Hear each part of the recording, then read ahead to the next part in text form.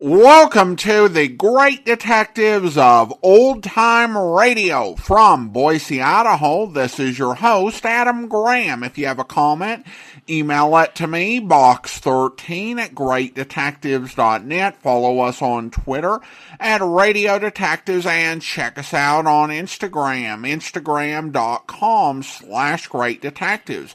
If you're enjoying the podcast, please follow us using your favorite podcast software. Today's program is brought to you in part by the financial support of our listeners. You can support the show on a one-time basis by mailing a donation to Adam Graham, P.O. Box 15913. That's P.O. Box 15913, Boise, Idaho 83715. You can also become one of our ongoing Patreon supporters for as little as $2 per month. And I want to welcome Judy as our latest Patreon supporter, coming on board at the Detective Sergeant level of $7.14 or more per month. Thank you so much for your support. Well, now it is time for this week's episode of Dragnet. The original air date, June 8th, 1950, and the title is The Big Smart Guy.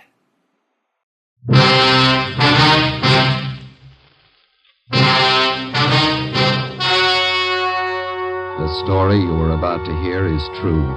Only the names have been changed to protect the innocent.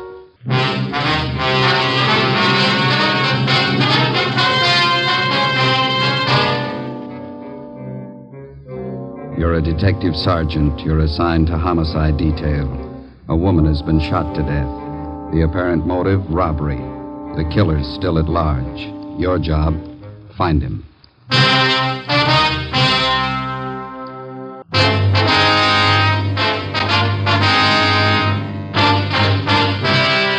Dragnet, the documented drama of an actual crime. For the next 30 minutes, in cooperation with the Los Angeles Police Department, you will travel step by step on the side of the law through an actual case transcribed from official police files.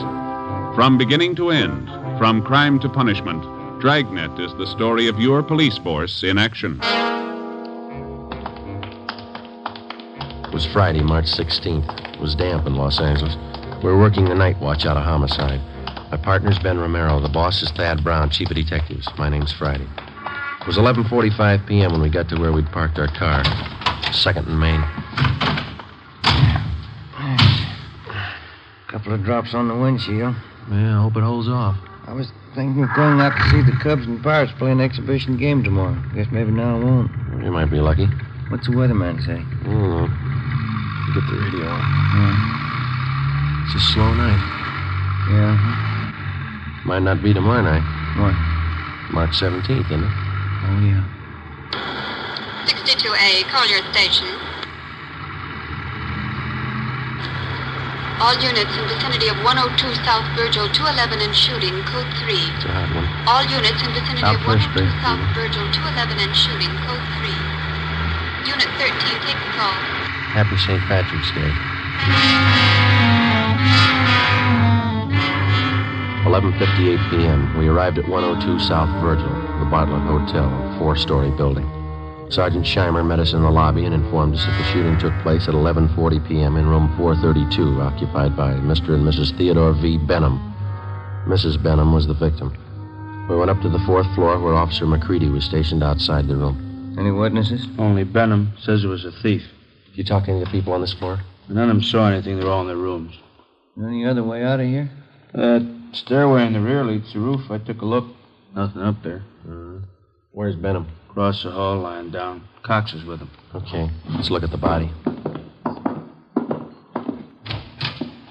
We went into the room, a dreary place with a single light hanging from the center of the ceiling. The carpet was faded and worn in spots. On the north side were a closet and a bathroom. Against the east wall was a dresser. Across the room was a double bed, and at the foot of the bed, a window looking out over the roofs of adjoining buildings and the marquee of a movie house down the street. A steamer trunk was in the corner, and a straight-back chair was next to the door. The mirror of the dresser was smashed, and on the dresser, a Gideon Bible.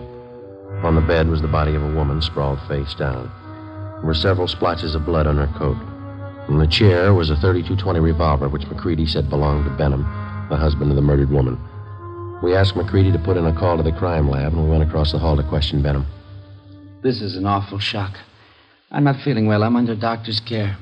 Hemophilia. It's an awful shock. Sit down, please. Yes. I don't know what it'll do to me. I should be in a sanitarium right now. We'll see you taken care of. Lincoln Sanitarium in Eagle Rock. Could you tell us what happened tonight? Why, yes. My wife and I went out to the Sycamore Cafe over in Alvarado. What time was that?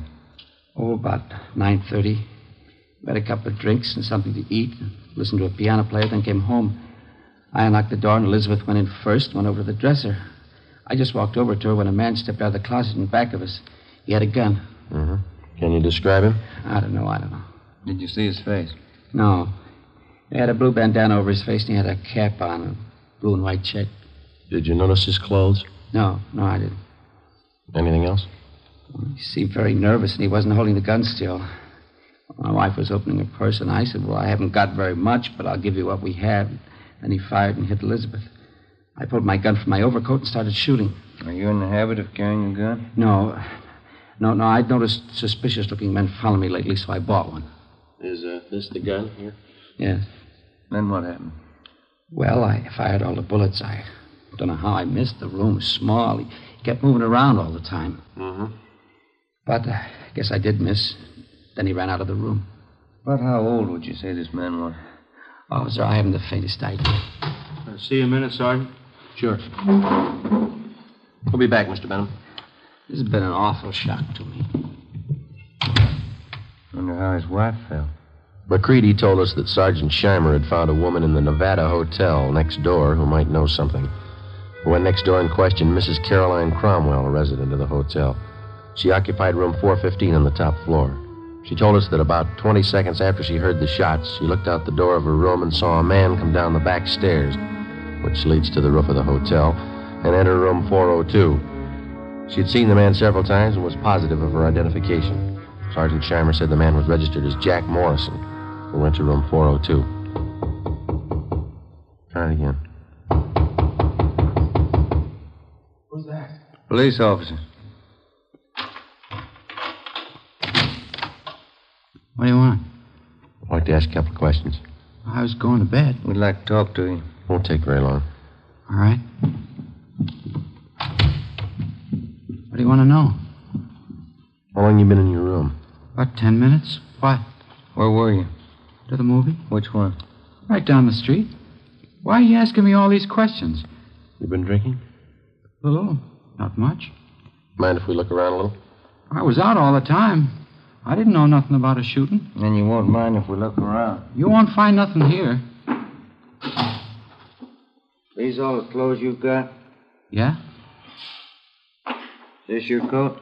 Yeah. Yeah. Mm-hmm. You wearing this tonight, were you?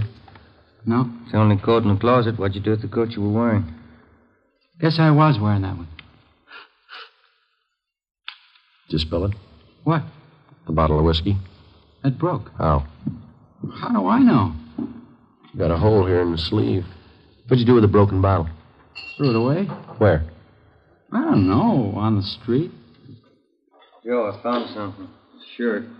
Stuck down between the wall and the bathtub. Looks like blood on it. Is this yours? Where's the shirt you wore tonight? Take off your pajama top. Why? Take it off. All right. But I didn't have nothing to do with that shooting next door. What happened to your arm? Guy shot at me. Who? I don't know. I bought a bottle and had a couple of drinks and went to the movie for a little while. Would you mind moving away from the bed, please? No. Thank you. I came out of the movie because I was getting dizzy, and I went up on the roof here to get some air. While I was standing there, a guy ran across the roof and shot at me. What'd the man look like? I don't know. He came from the roof of the hotel next door and ran into this place. How big was he? It was dark. I couldn't see. What'd you do? Well, after I was sure he was gone, I came down. I was going to have my arm fixed in the morning. Better get your clothes on. Why? Well, you got a pretty bad arm. You better have it fixed up. We'll take you to George Street Receiving Hospital. It's all right. I don't have to go there. Find anything, Ben? No. You got a clean shirt? No. Well, you better wear your pajama top then. Oh, here's something. What did you say your name is? Jack Morris? Here's a card I found in the closet. It says, Tommy Kane, report for work, Joe's Cafe, 8 o'clock, March 1st. Who's Tommy Kane? That's me. Where are you from? Elgin, Illinois. How old are you? I'm 22. Why'd you leave Elgin? No work. I've been bumming around. You ever been arrested? I was picked up on a vague charge a month ago. Here? Yeah. I don't know why you guys are bothering with me. When somebody gets shot, we bother. 1:30 a.m. We took Kane to Georgia Street Receiving Hospital, where they found that a muscle in his upper right arm had been severed and the right side of his chest was bruised. Before taking him to Ward 1300 General Hospital for further treatment, we took him back to the roof of the Nevada Hotel. Still trying to rain. Yeah. Well, where were you standing when you got shot at, Kane?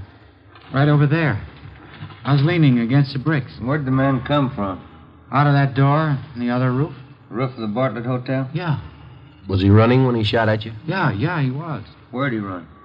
Right across here where we are. And then he went through this door here into the Nevada Hotel. Did you notice anything unusual about him? Well, his face was covered with a handkerchief, and he wore a checkered cap. Thought you said before it was too dark. Well, I could see that. I mean, you know, I could see that. I couldn't see his face. And you were standing over there by the parapet? Yeah. About here? Yeah, that's it. Mm-hmm. All right, let's get over the roof of the Bartlett. It's a little high. Can I help you over? No. Come on, Ben.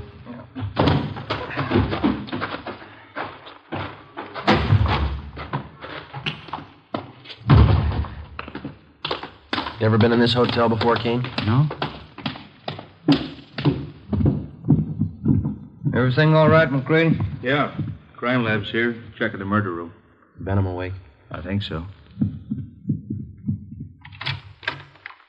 Mr. Benham? Yes? Mind if we come in? Of course not. You ever seen this man before?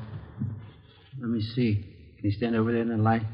My eyes aren't as good as they used to be. Okay. Move over there. How's that? That's better.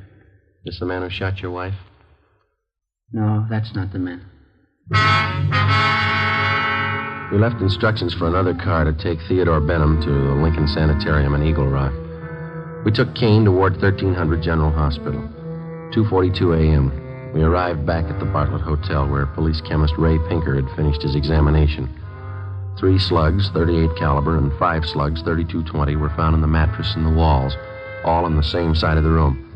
On the floor of the room were found a piece of white cloth and some brown threads. Ray Pinker returned to the crime lab while Ben and I made a search of both hotels, the incinerators, the alley, and all likely places for the missing .38. It was not found. 3:48 a.m. Ben went to the record bureau to check on any possible criminal record Kane might have had. I went to the crime lab to see what Ray Pinker had found.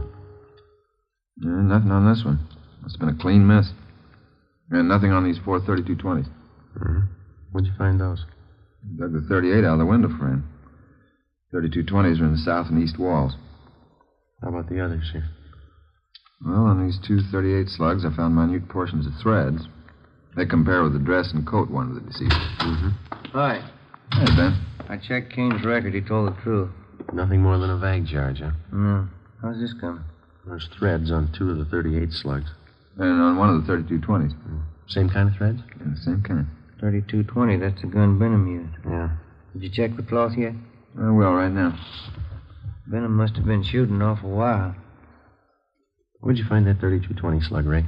On the floor near the bed? Nothing on any of the other 3220s. No.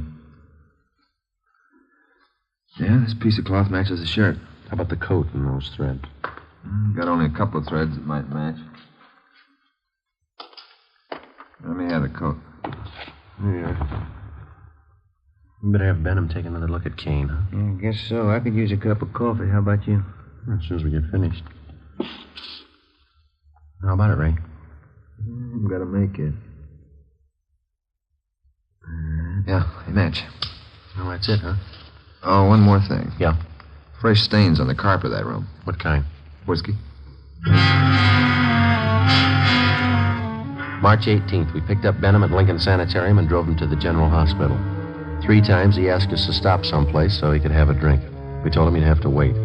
We arrived at Ward 1300 at 1:40 p.m., and Kane was brought out. Take a good look, Mr. Benham. No, that isn't the man. I'm sure of it. All right, Kane, tie this handkerchief over your face. No, this way. That's right. Now put on this cap. Okay, now stand over there, please. Now a little further. That's good. All right, Mr. Benham? You know, his eyes and forehead look a little familiar, but I don't know. Well, my nerves are all shot. I can't be positive. I'm a sick man. All right, Kane. Wish I could help you, boys. So do we. Come along, please. Yeah, you don't have to take me back to the sanitarium. Just take me to a streetcar. I'll make it all right. We'll take you. Sergeant, Yeah, could I see you a minute? sure. Yeah? Did you notice anything when you first brought Kane out of the ward? No? You must have been closing the door. Yeah, I was. That man, Benham, he winked at him.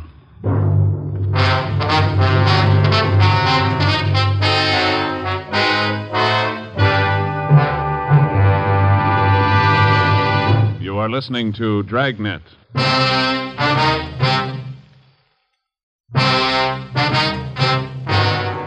We took Benham back to his sanitarium. On the way, he asked if he could be excused from testifying at the inquest and preliminary hearing. We told him it couldn't be done. 7 p.m. Ben and I returned to the General Hospital and took Kane into a small room adjoining the prison ward. After 3 hours of interrogation, he stuck to his story. Cigarette, Kane? Thanks. How's the arm? All right. Hurts a little now. When you guys going home? When we get a straight story. I've been telling you all I know. Yeah, you've been telling us the same story for 2 days, but it doesn't hold water. What do you mean? How do you account for the fact that parts of your clothing were found in that room? I told you before. You must have made a mistake. No, it's no mistake. And Mr. Benham's starting to think he recognizes you. What? Why'd he wink at you? He didn't wink at me. We got somebody here who saw him. And he seems to think whoever did the shooting didn't take the gun with him. When we drove him back to the sanitarium, he asked us if we found it yet. He thinks we will. How long has Benham lived in L.A.? A long time. How long? Why do you want to know how long he's lived here? Is the dead woman really his wife? Well, certainly she's his wife. What? Where's he been since the shooting? In a sanitarium in Eagle Rock. What's the matter with him? Hemophilia. You know what that is? No. You sure that was his wife? Positive. She wasn't a stool pigeon? Stool pigeon? Where'd you get that idea? You guys never saw her before? Never. You never heard of her? Kane, what's eating you? Did you check on her? We always do. You don't make mistakes on anything like that, do you? Not off. Look, she was a pretty nice woman from all we could find out. Happily married for 30 years. Something's wrong. What, Kane? What's wrong? Hold that up. Yeah? Yeah. What'd Benham say about me? We told you. He says you look a little bit like the man. Did you say anything else? He winked at you, Kane. Why? She wasn't a bad-looking woman. Wasn't she, Kane? All right, now how about it? You guys swear that was his wife? Yeah. Okay, I'll tell you where the 38 is. Where? The mattress on the roof of the Nevada Hotel. Benham cut a hole in it that day. He told me to hide the gun there after the shooting. All right, let's have a look. I don't want anybody to know I'm telling you this. Why? Benham's a real smart guy. He's got a gang. He's in on it as much as I am. Yeah? He double-crossed me. He tried to kill me. I'm going to jail. He's going with me. Maybe he will. Kane told us that he had known Benham for about 2 months. During that time, Benham helped him along by giving him a couple of dollars every once in a while. On March 11th, Benham got Kane a room in the Nevada Hotel and gave him $20 to buy a gun, which Kane did. On March 15th, he gave Kane a blue bandana and a checkered cap. On March 16th, he told Kane that he'd been sent by a gang in Chicago to kill a woman who was a stool pigeon. He promised Kane $100 for his help. Early that evening, Benham told Kane how to enter their room and where to hide. When they came home, Benham stood by the door. Kane stepped out of the closet and, after a few words, shot the woman. As he moved toward the bed, Benham started shooting at him. Kane ran from the room and hid the gun in the mattress on the roof, then went to his room and flushed the cap and bandana down the drain. 11:15 p.m., Ben and I found the gun where Kane said it would be. 38 Special Detective Colt revolver, 2-inch barrel, number 381327. 11:52 p.m., we checked and found no evidence that Benham belonged to any kind of a gang. March 19th, 9 a.m., Ben and I reported into Homicide and picked up Captain Steed. We went over to Dr. Wagner to learn his autopsy report. It showed that the deceased had been shot 3 times. 2 .38 slugs and 1 .32-20 were recovered from the victim's body. They were initialed for evidence. 8 p.m., Captain Steed, Ben, and I went to the sanitarium and told Benham that there were a few angles we wanted to clear up before the inquest next morning. Benham got dressed, and we drove back to the Bartlett Hotel. It was raining. I'm still trying to remember what happened. I was very shocked that night. Yeah, I suppose you were. Well, sometimes my memory comes back for a little bit. The red light. Yeah, I see. You know, the man who did the shooting knew you lived in room 432, and he knew you'd be gone that night. How do you suppose he figured that out? Well, I'd been noticing that a lot of men had been following me. Suspicious-looking men. I told that to Sergeant Friday, didn't I, Sergeant? Yeah, that's right. Must have been one of them. You ever give money to characters on the street so much they might follow you? Hey, that must be it. Many times I used to do that. I'd be nice to them, and they'd try to make friends. Do you remember any of them? Yeah, I do. There was old man Dorsey, Jolly Swanson, and a fellow named Kane. Blaine? Kane? Yeah, that's it, Kane. There you are. The young man you took me to see in the hospital. I'm thinking, I believe that's Kane. Are you sure? Quite sure. He's the burglar. What makes you think he was a burglar? Well, what else would he be? He didn't rifle any of the drawers or steal anything, did he? He must have got there just before us. Did you have anything important there? Yes, some insurance policies. And your wife? Yeah. How much? Well, one policy for $4,000 and 2 for $2,500 each. Who's the beneficiary? Well, I am. We took Benham up to room 432, where he got out the insurance policies on his wife and showed them to us. Then Captain Steed asked him to reenact the shooting. Benham acted as the killer, I played Benham, and Ben acted as his wife. Well, the man was over here in the closet. My wife and I came in that door, and then my wife went over to the dresser. Oh, over here? You turn on the light? Oh, yeah, and then I closed the door and went over behind her. Like this? No, she was closer to the bed. Here? Yeah. Were you standing next to her? Yeah. You start to take off your coat? Well, I was just going to when this man stepped out of this closet here. How far? Oh, here. Yeah, right here. And then what? Well, he held the gun in his hand and asked how much money we had. Elizabeth said we didn't have much. From here? Yeah, but she turned around. Like this? Yeah, that's it. What happened then? Well, then I said I haven't got very much, but I'll give you what we have, and he started shooting. Yeah, but you said before that your wife started looking in her purse. Yeah, that's it. She did. I forgot. And that made him think she was going after a gun. How do you know? Well, I suppose that's what he thought. He shot, and Elizabeth fell on the bed. I pulled out my gun and started shooting, and the man ran out the door, and that's all. That's exactly what happened, huh? Just as I remember it. Will it help you?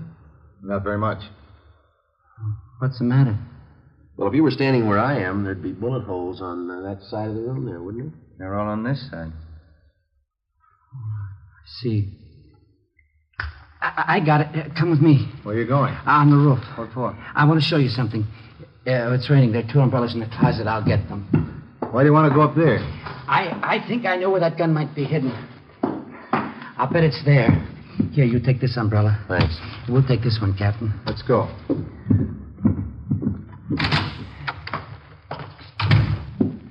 I'll bet it's up there. We'll find you.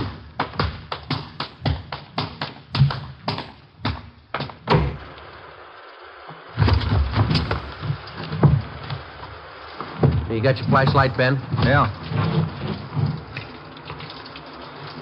Should be around here somewhere. What?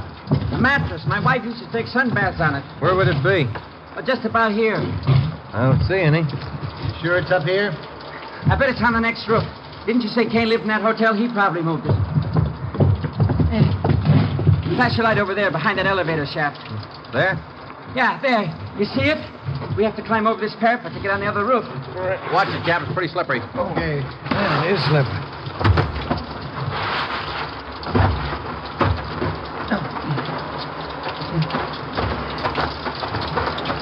This mattress here? That's it. Take a look, Joe. Right. No, nothing here. Did you look all around there? Did you look in the corners? No. Well, that'd be a good place to hide a gun, don't you think? Here, let me see. There might be a hole cut in one of them. No. Maybe the other corner. No. Or maybe this one. Yeah. You see, the mattress has been cut. No. No, it's got to be here. Where is it? It's here, I tell you. It's here. I know it's here. I'll find it. I'll find it. You wait. You'll see. I'll get it. I know it's here. I'll find it. You wait, I'll get it. I'll get it. It's getting wet, Joe. We got the 38. Kane told us about it. You ready to talk? Yeah. Insurance. That why you did it? Yeah. I'm a sick man. Let's go, Benham. On your feet. All right. They played that ball game the other day. Yeah? Who won? Pirates 8-7. Sure do like baseball. Must be a real nice business. Yeah. Fans only yell if they never do it. What's that? Kill the umpire.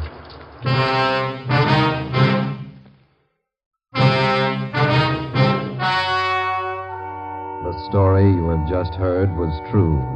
Only the names were changed to protect the innocent. On July 2nd, trial was held in Superior Court, Department 89, City and County of Los Angeles, State of California. In a moment, the results of that trial.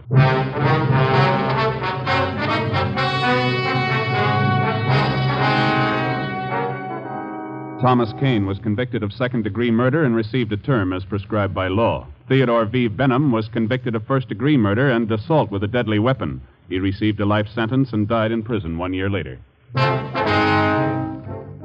You have just heard Dragnet, a series of authentic cases from official files. Technical advice for Dragnet comes from the Office of Chief of Police W.A. Wharton, Los Angeles Police Department. This is NBC, the National Broadcasting Company.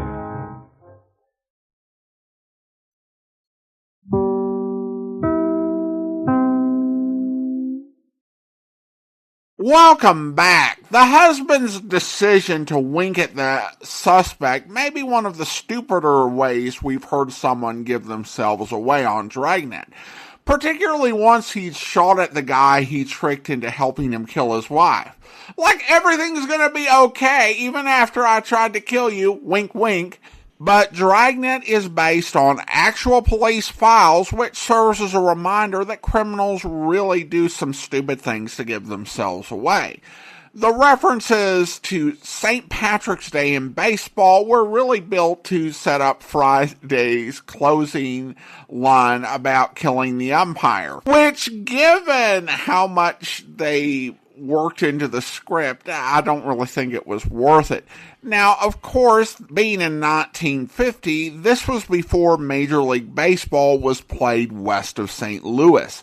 And the only way you got to see a Major League team living in California, even in a major city, was in an exhibition game probably around spring training. So the story had to be set during spring training, the St. Patrick's Day. Well, now we turn to listener comments and feedback, and we have a new response to our listener survey. A listener writes, I really enjoy listening to the old detective shows, but I also enjoy hearing about the backstories of the detective show that Adam Graham does. Well, thank you so much. And I also want to go ahead and thank our Patreon supporter of the day, and I want to thank Teresa, Patreon supporter since October 2020, currently supporting the podcast at the Seamus level of $4 or more per month. Thank you so much for your support, Teresa, and that will actually do it for today. If you're enjoying the podcast, please follow us using your favorite podcast software, and be sure to rate and review the podcast wherever you download it from. We'll be back next Saturday with another episode of Dragnet. On Sunday, we will have our next public domain video theater episode up, which will be an episode of Racket Squad. But also tomorrow, join us for our 4,450th episode special where... So you confessed to shield that double-dealing no-good woman. Didn't even defend yourself in court. Now she's letting you take the rap for her. But it wouldn't do any good to drag her into it, Mike. I'd go to the chair in any case. And remember, Mike, I'll deny everything I told you. Remember that. I know. Oh, Jim, how could you fall for that corpus delicti stuff? Jim, don't you know what corpus delicti means? Don't you know it has nothing to do with the body of the victim? It means body of the evidence. You can't be convicted unless the body of the evidence is against you. And it was all right, even to the dressmaker saying I was the only person there that night. Oh, nobody would believe the truth now. Perhaps they would, if we had the truth. What? But I told you the truth. All of it? I'm going to get to the root of all of this, Jim. But why didn't you tell me sooner? Don't you see you've only left me I hope you'll be with us then. In the meantime, send your comments to box13@greatdetectives.net. Follow us on Twitter at Radio Detectives and check us out on Instagram. Instagram.com/greatdetectives. From Boise, Idaho, this is your host, Adam Graham, signing off.